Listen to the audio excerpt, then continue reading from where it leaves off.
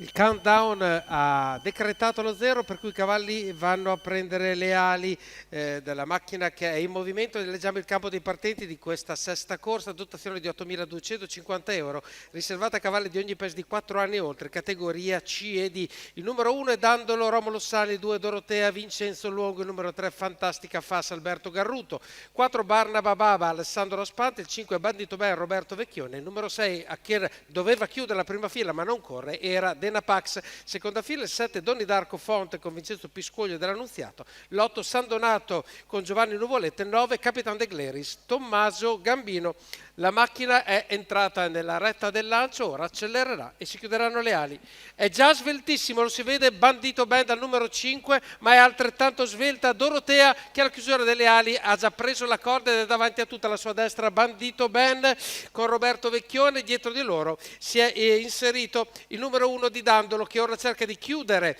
la frazione, lo spazio che si è creato tra Dorotea e lo stesso per non fare parcheggiare Bandito Ben, quindi Roberto Vecchione è costretto a recedere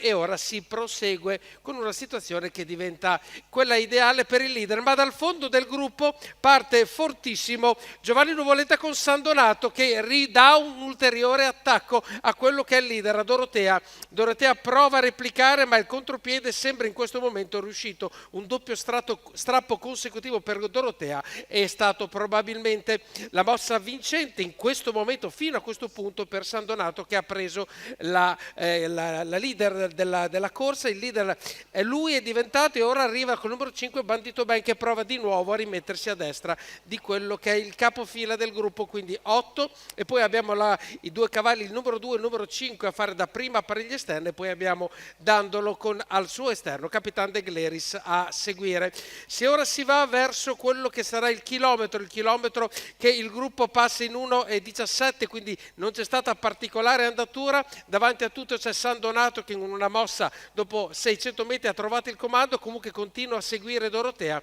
e ora dal fondo del gruppo arriva anche Capitan De Gleris. Capitan De Gleris si butta alla ricerca dei primi,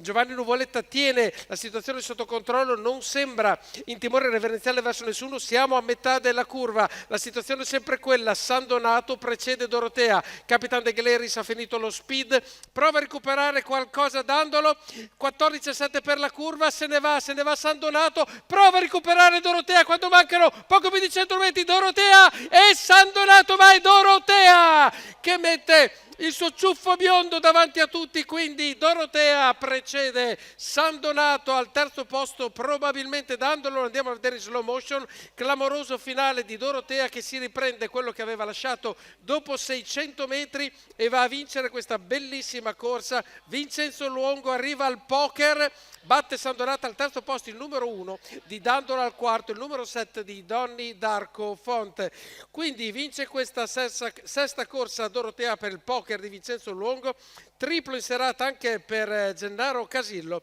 per questa femmina di 7 anni di Royal Blessed che si aggiudica appunto la sesta corsa del convegno di questa sera.